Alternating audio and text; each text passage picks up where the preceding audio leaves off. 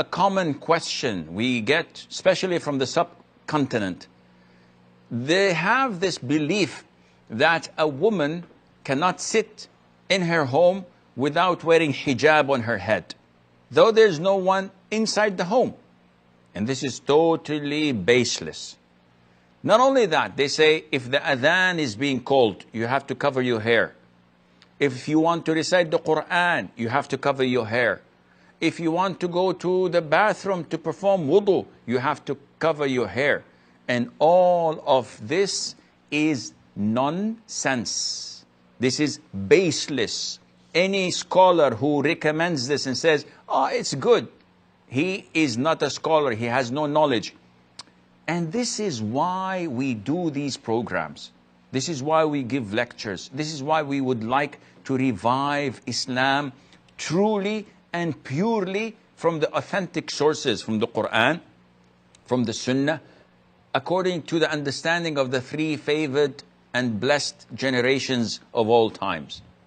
Now, if I go to Pakistan, if I go to Egypt, if I go to Morocco, if I go to the US, if I go to Indonesia, if I go to any Muslim country or see a Muslim community, I'll find a lot of innovations.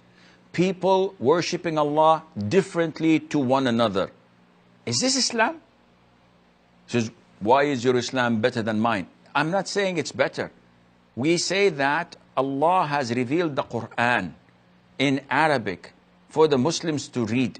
Allah has revealed the Sunnah and preserved it for the Muslims through the science of hadith, so that it explains the Quran thoroughly without any doubt to people.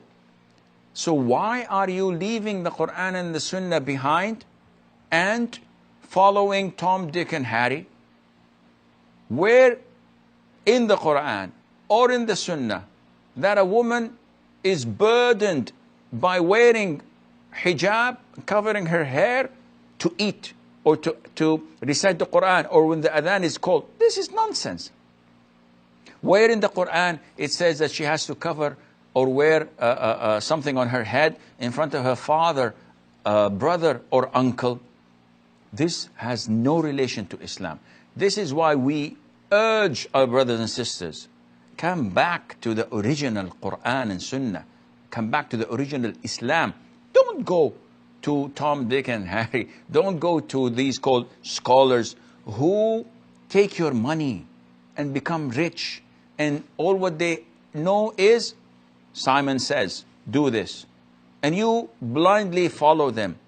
Islam is a religion of obedience to Allah and to the Messenger sallallahu alaihi wasallam. It's a logical religion, not logical without complying and implementing Quran and Sunnah. No, it goes side by side. And whenever there is a conflict, we go with the Quran and Sunnah. But almost 99.9%, it's always according to everyone's logic. It's a logical religion with the grace of Allah Azza wa Jalla. So this is nonsense. Do not listen to anyone that tells you, as a woman, you have to cover your head when the adhan is being called. Why? Show me something from the Quran, from the Sunnah, or from the companions, may Allah be pleased with them, recommending this, and you will not find such a thing.